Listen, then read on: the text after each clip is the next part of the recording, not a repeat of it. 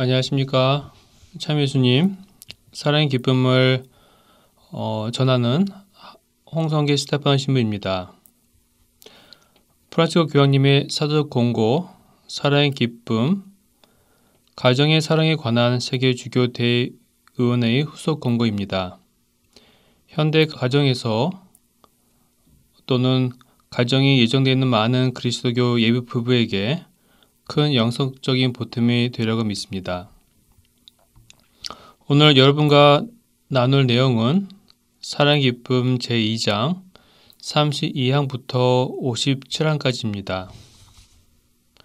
제2장에서는 현재 가정의 현실과 그 도전을 다루고 있습니다. 31항 가정의 행복은 세상과 교회의 미래에 큰 역할을 하기에 매우 중요합니다. 그렇게 혼인과 가정, 그리고 많은 가정이 겪고 있는 문제들과 도전 과제에 관한 수많은 연구들이 있습니다. 프란치스코 교황께서는 오늘날 가정과 관련된 다양한 문제들을 다 다루지는 않으시지만 신호도 교부들이 사목적 제안들과 교황의 개인적 사목적 견해를 덧붙여서 사랑의 기쁨 제2장을 기술하였습니다. 먼저 32항부터 33항을 알아보겠습니다. 오늘날 가정에 미치는 위험 요소에 대해 고려해야 한다고 말합니다. 특히 지나친 개인주의가 가져오는 위험이 증대되고 있는 사실을 고려해야 한다고 하십니다. 개인주의는 가정의 유대를 왜곡시켜 결국 가정의 구성원들을 고립된 개체로 간주해 버리고 맙니다. 더 심각한 것은 어떤 경우에는 절대적인 것을 여겨지는 자기 욕망에 따라서 또 다른 자아가 형성될 수 있고 그 자아는 소유와 쾌락에 사로잡혀 개인적인 문화를 만들어 가정 안에 편협함과 적대감을 불러일으킵니다. 게다가 현대의 빠른 삶의 속도와 우리 개개인이 받는 스트레스, 사회노동과 관련된 이슈들이 개인주의에 더 많은 영향을 주고 있습니다. 부부가 혼인 때 평생을 함께 하겠다는 약속이 방금 언급한 이런 문화적 요소들 때문에 악영향을 받고 있습니다. 개인주의는 다양한 재능과 자발성을 북돋을 수 있는 가치이지만 올바른 방향으로 나아가지 않는다면 이는 끊임없는 의심과 약속을 회피하는 태도로 그리고 고립과 자만한 태도를 야기할 수 있습니다. 이러한 개인적 요소들은 가정에 어떠한 영향을 미치는가 34항에서 살펴보겠습니다. 결론적으로 가정은 잠시 머무는 장소가 될 수 있고 자기 권리를 주장할 때만 도움이 되는 곳으로 여겨질 수 있습니다. 그래서 가족의 결속은 개인의 불확실한 바람과 상황에 달려 있게 됩니다. 근본적으로 참된 자유를 자의적으로 해석하여 이와 같은 생각을 갖게 합니다.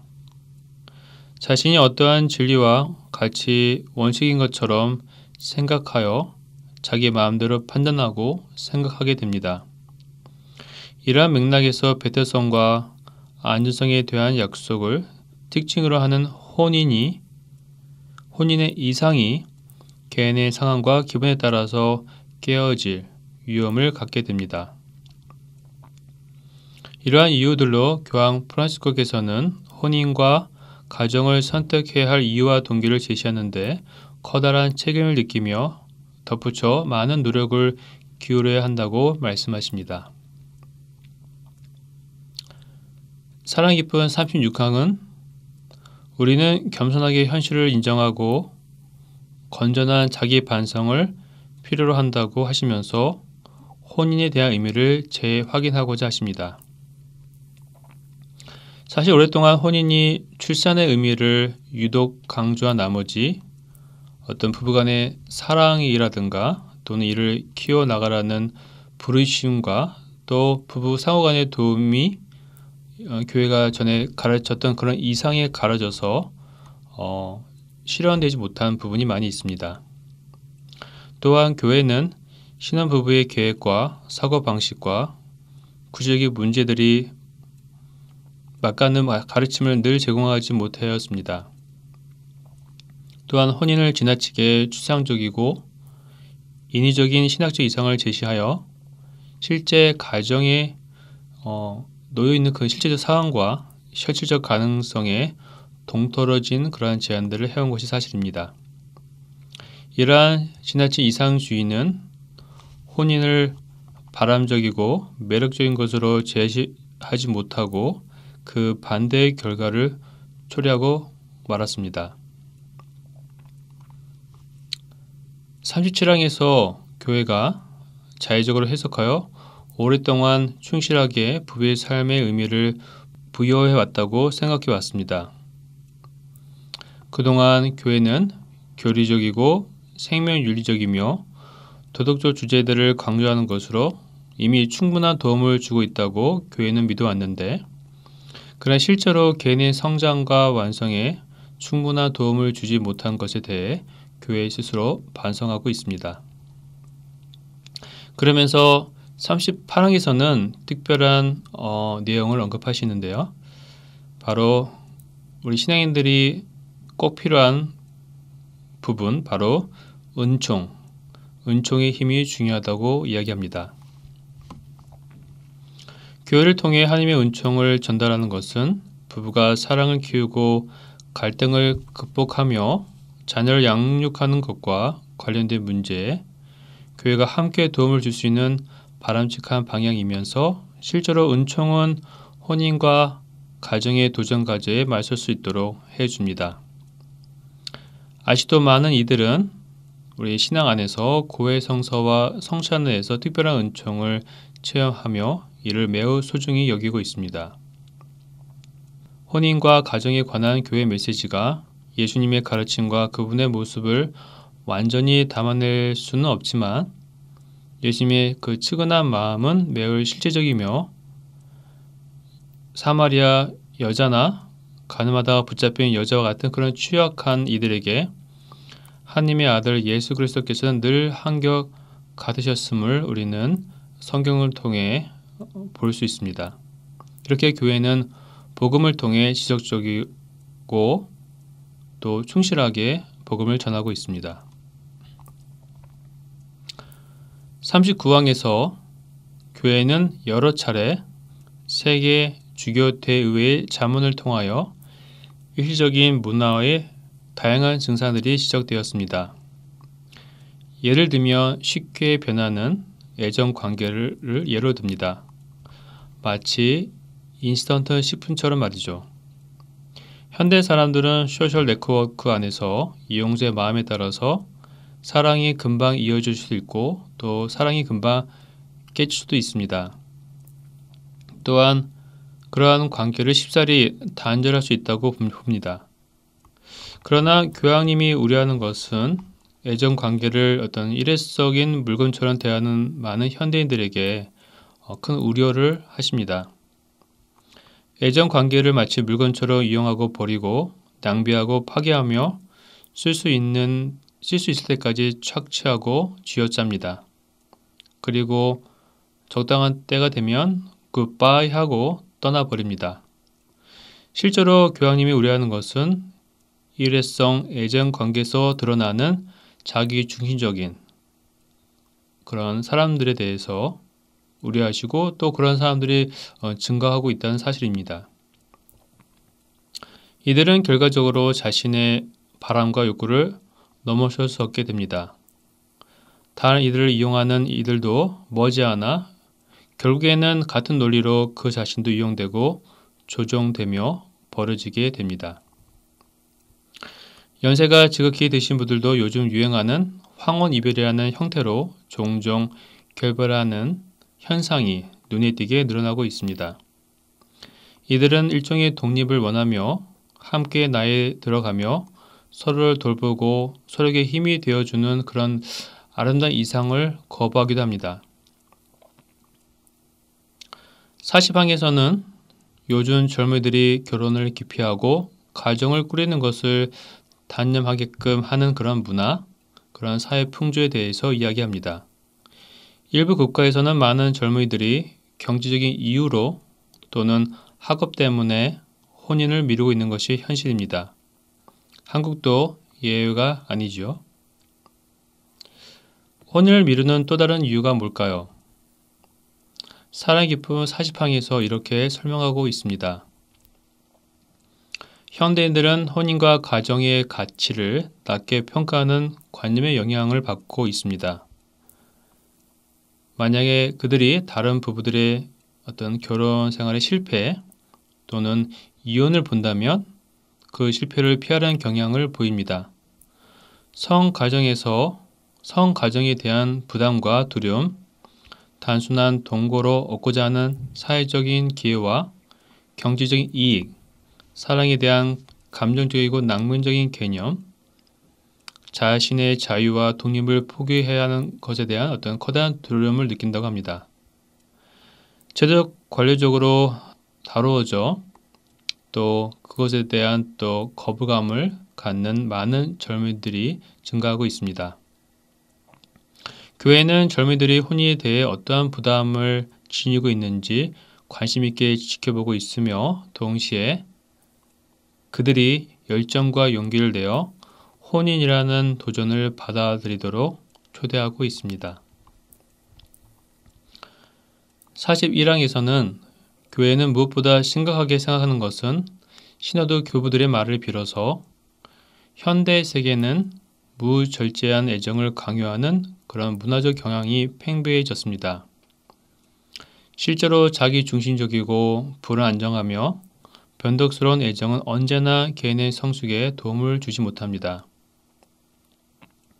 신호도 교부들은 또한 인터넷의 오용으로 촉진된 포르노 확산과 육체의 상품화에 심각한 우려를 표명하며 또한 매춘을 강요하는 사람의 처지에 대한 우려도 표명합니다. 이러한 험난한 상황에서 우리 부부들은 불안을 느끼며 주저하고 또 결혼 생활의 성장의 방법을 찾는 데 큰 어려움을 겪습니다. 그리고 정서적이고 성적인 삶에서 매우 초보적인 단계에 머물게 됩니다. 더구나 별거와 이혼으로 개인과 사회적 유대를 약화시켜 어른과 아이 그리고 사회에 심각한 영향을 미치게 됩니다. 혼인의 위기 때 부부가 깊이 인내하고 서로 용서하여 화해하여야 함에 불구하고 너무 성급한 결정을 하여 문제가 많은 가정을 만들어냅니다. 42항에서는 또 가정과 더불어 중요한 출산에 대한 언급을 하고 있습니다. 정말 요즘은 출산을 기피하는 정서와 또 피임의 정책에 따라 인구가 감소합니다. 그래서 더 이상의 세대 교체가 보장되지 않게 되었습니다. 출산을 기피한 이유가 여러 있겠지만 소비주의에 의한 사람들의 삶의 방식의 변화를 꼬집고 있습니다. 사람들이 그저 자신의 자유와 삶의 방식을 유지하기 위해 출산을 단념하도록 이끌 수 있습니다. 또는 올바른 양심을 지닌 부부들이 매우 진지한 이유로 자녀들을 적게 두려는 결정도 내릴 수 있습니다. 그러나 교회는 항상 그래왔듯이 인간의 존엄성과 양심을 수호하고자 하는 교회는 국가가 피임과 불임 시술 그리고 심지어 낙태 주장을 목적으로 강제적인 어떤 법적인 그런 조치에 대해서 강력히 거부합니다. 설사 출생률이 높은 곳에서도 이러한 국가의 정책은 교회 의지에 반하게 됩니다. 그래서 한국 주교들은 이에 대한 방조는 분명히 자기 모순이며 직무유기라고 천명하고 있습니다. 그래서 새로운 법을 정하고 특별히 출생을 장려해야 될 많은 정치인들이 좋은 법과 거기에 대한 시책을 마련하여 많은 부부들에게 좋은 혜택을 주면 좋을 것 같습니다. 43항에서는 고독에 대한 이야기를 합니다. 고독. 고독은 현대 문화의 가장 커다란 빈곤에 속한다고 말할 수 있습니다. 고독은 인간의 삶에 하나님께서 계시지 않고 관계가 약할 때 생겨날 수 있습니다. 또한 가정 파괴를 야기하는 어떤 사회적, 경제적인 현실 앞에서 느끼게 되는 전반적인 무력감도 크다고 볼 수 있습니다. 가정들 중에는 무관심과 태만으로 버림받은 그런 가정을 볼 수 있는데, 또는 경쟁의 이유로 태중의 생명을 받아들이기 정말 어려워서 포기하는 경우도 있습니다. 또한 노인들을 짐으로 여기는 풍조가 만연하여 정서적인 불안이 팽배해지고 있습니다. 그래서 교회는 국가가 젊이들의 미래를 보장하고 그들의 가정을 잘 이룰 수 있는 계획을 실현하도록 어떤 법적인 조건을 마련하고 노력할 책임이 있다고 역설하고 있습니다. 사랑 기쁨 44항에서는 가정을 보호하는 데 교회가 어떠한 역할을 하고 있는지 간략하게 설명하고 있습니다. 교회는 혼인과 가정을 어떠한 공격에서 맞서고 또 보호하고 증진하는 일을 늘 교회의 사명으로 여겨왔습니다. 가정은 법, 경제, 사회, 재정 분야에서 공권력의 도움을 받을 권리가 있습니다. 예를 들어 종종 가정에서 사랑하는 가족이 병들었거나 적절한 치료를 받지 못할 때, 그리고 또 가장이 적절한 일자리를 찾지 못해서 커다란 고통을 겪고 있습니다. 이러한 경우 교회는 공권력의 테두리를 벗어난 분들을 다양한 방법으로 돕고 있습니다. 교회는 잘 알고 있습니다.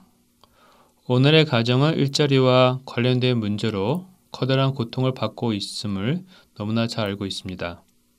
그래서 부모와 자녀가 날마다 함께 모여 자녀의 관계를 돈독하게 하도록 권장하고 있습니다. 45항에서는 간략하게 혼외 자녀와 소아 성추행의 피해에 대해서 조금 언급하고 있습니다. 나중에 책을 참조해 주십시오. 46항에서는 이주, 이민에 대한 이야기를 합니다. 저는 특별히 미국 뉴저지 뉴아교구에서 사목 활동을 하고 있습니다.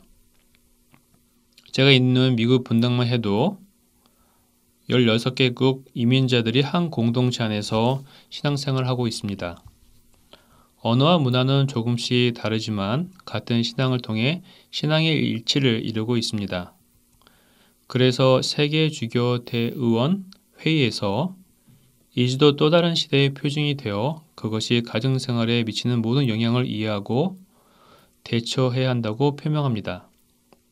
그래서 사모활동에 대해 이렇게 말합니다.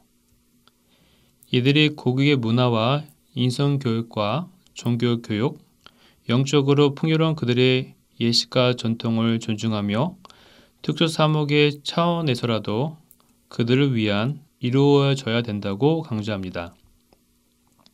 왜냐하면 세계 많은 곳에서 소수 인종과 소수의 종교에 대한 박해는 교회와 온 국제 공동체의 커다란 시련이기 때문입니다.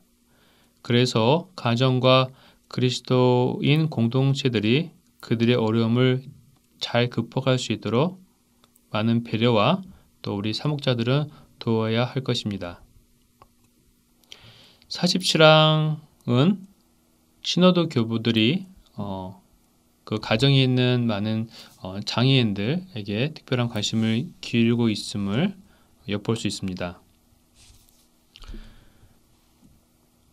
장애는 갑작스러운 삶을 파고들어 예상치 못한 심각한 문제를 야기하며 가정의 안전과 바람과 어떤 기대를 송두리째 뒤엎어 버립니다. 그리고 가정에서 장애라는 어려운 시련을 사랑으로 받아들이는 가정은 또 칭찬받아야 합니다. 왜냐하면 이러한 가정들은 생명, 가장 중요한 생명이라는 선물에 충실한 고귀한 모습을 우리 교회와 사회에 보여주고 있기 때문입니다. 이러한 가정에서 자녀를 지닌 이들은 가정을 위한 특별한 선물이며 가족이 서로 사랑하고 돕고 하나가 되는 기회가 될 수 있습니다. 더욱이 중요한 것은 가정이 자연의 현존을 신앙심으로 받아들이며 인간 생명의 고귀한 욕구와 권리와 기회에 처해서 모든 인간의 생명과 본질, 그 가치를 인정하고 보장하는 것이 바로 가정의 역할이라고 우리 신호도 교부들이 이야기하고 있습니다. 앞에서 언급된 이민자들과 장애들에게 보여주는 그런 가정 안에서의 어떤 헌신과 관심은 모두 성령의 표징이라는 사실을 신호도 교부들은 매우 강조합니다. 48항에서 수명 연장으로 인한 노인들의 수가 증가에 대한 교회 시각을 이야기하고 있습니다. 정말 요즘은 한국만 해도 한 가정의 그 출생률이 한 명이 안 된다고 하죠. 그만큼 신생아 출생률은 낮아지고 있습니다. 반면 노인의 인구수는 점점 증가하고 있습니다. 그래서 노인들에게 필요한 돌봄은 종종 사랑하는 이들에게 커다란 부담을 줄 수도 있습니다. 실제로 제가 교회 사목을 하면서 많은 가정들 안에서 고령의 부모님을 모시며 사시는 부부님을 배웠고, 또한 그런 부부님들 안에서 그 어르신들이 치매에 걸리고 또 각종 노화로 인한 병으로 또 고통받는 또 신음하는 가정을 보기도 합니다. 도움이 필요한 노인들을 때로는 단지 경제적인 이익만 취하기 위해서 하나의 매개체로 보기도 하지만 아직도 많은 좋은 성 가정들은 정말 하느님의 눈으로 그 노인들을 바라보고 있습니다. 그래서 그 하느님의 눈으로 바라보는 그 노인들은 마치 한 인간 존재가 주님의 파스카 신비 안에서 완성에 이르고 하나 되는 의미를 강조하는 가운데 삶의 마지막 단계를 맞이하는 그것을 실현하는 것을 가정 안에서 보여준다고 말합니다. 정말 우리가 가정 안에서 그런 노인들의 아름다운 죽음을 경험할 수 있고 그런 가정이 되어준다면 정말 이거는 너무 아름답고 놀라운 것이 아닌가 생각해 봅니다. 교회는 여전히 존엄적 죽음과 반대되는 안락사라든가 조력 자살을 반대하고 있습니다. 왜냐하면 인간의 생명은 그리고 인간의 생명의 주권자는 하나님이시고 우리는 그 생명을 고귀하게 받아들이고 또 삶으로 이어지고 그리고 우리가 하나님으로 돌아갈 그 시기에는 또 겸손되게 하나님에게 또 봉헌하는 것이 우리 신앙인들의 자세가 되어야 하겠습니다. 49항에서는 극심한 빈곤의 여러 가지 어려움들이 가정에서 일어나고 있다는 것을 보여주고 있습니다. 예를 들면 홀로 아이를 키우는 어머니가 직장에 나가서 누군가 그 아이를 봐줄 수 없는 상황에서 그 아이를 혼자 둔다면 그 아이는 분명히 많은 위험에 노출되게 됩니다. 이어서 그 아이는 인격적인 성숙에도 영향을 받을 수가 있습니다. 교회는 이러한 궁핍한 상황에서 살아가는 이들을 위로하고 받아들이는데 특별한 관심을 기울이고 있습니다. 이제 2장 하반기로 옮겨갔는데 2장 그 뒷부분에는 약 50항과 57항에서 제가 전에 언급했던 그런 문제들 이후에 또 다른 문제들에 대해서 언급하고 있습니다. 예를 들면 요즘 가정에 TV가 다 있죠. 그런 TV가 있고 또 다 개개인이 어떤 핸드폰이 있습니다.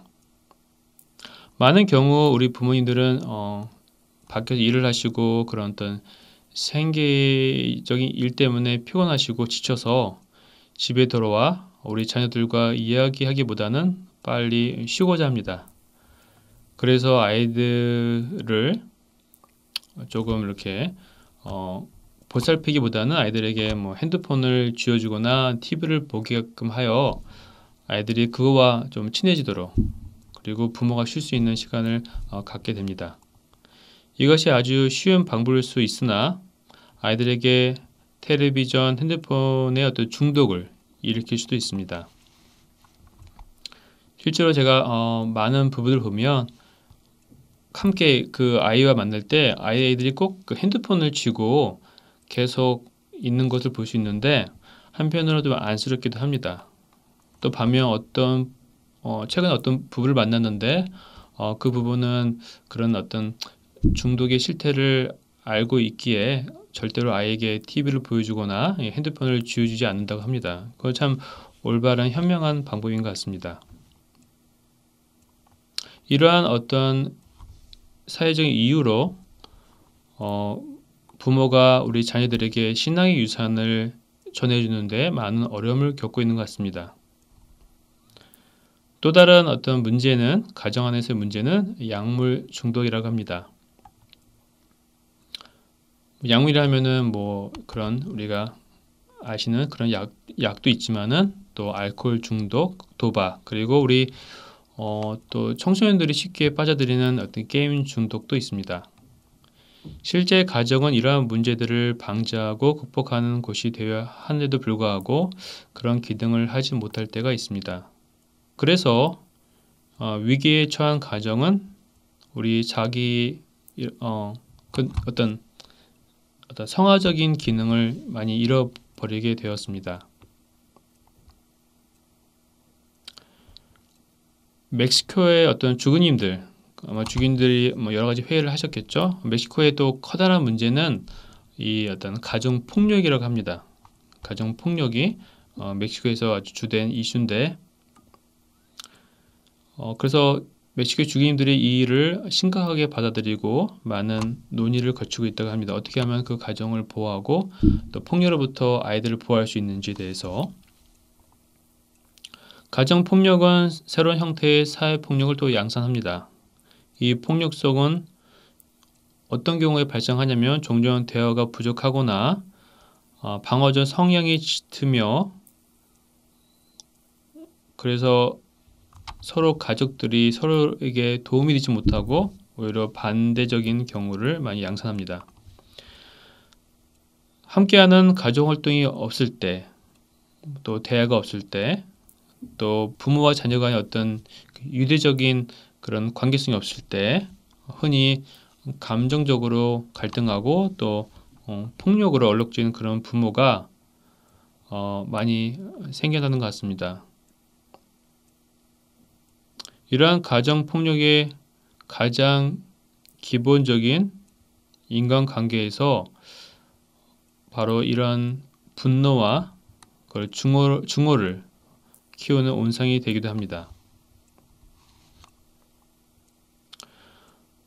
52항에서는 우리 부부님들이 특별히 관심을 갖고 상기해야 될 부분입니다. 바로 혼인, 즉 혼인 성사 의미를 다시금 상기시키고 있습니다.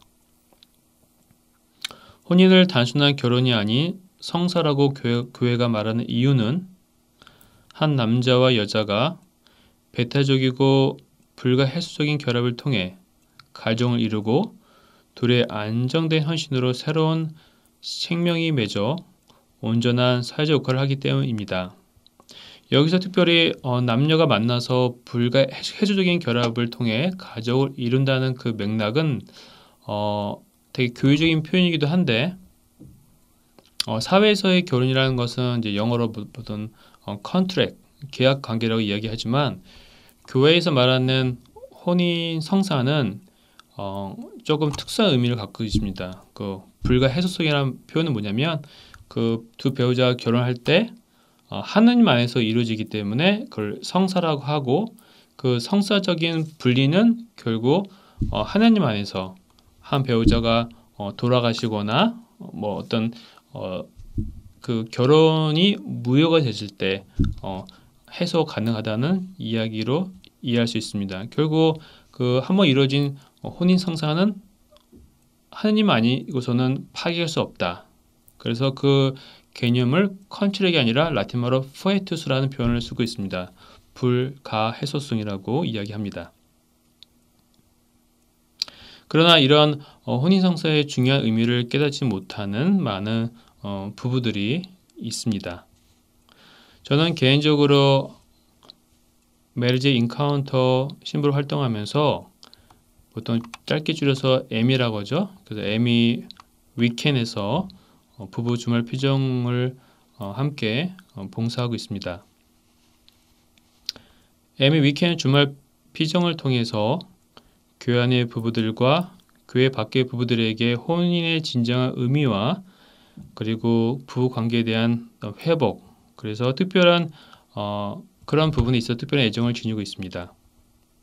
우리 모두는 혼인한 부부가 그들의 문제를 극복하도록 도와주고 자녀의 양육에 도움을 주며 안정된 혼인 결합을 장려하도록 더욱 노력을 기울여야 하겠습니다.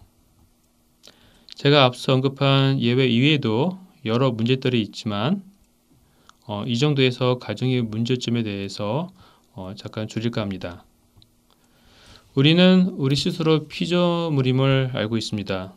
우리는 창조주의 사랑과 그분의 섭리로 창조되었습니다. 그래서 창조는 선물이라고 말할 수 있습니다. 우리가 받은 선물은 우리의 인성을 보호하고 창조된 그대로를, 우리의 모습의 그대로를 존중하는 것입니다.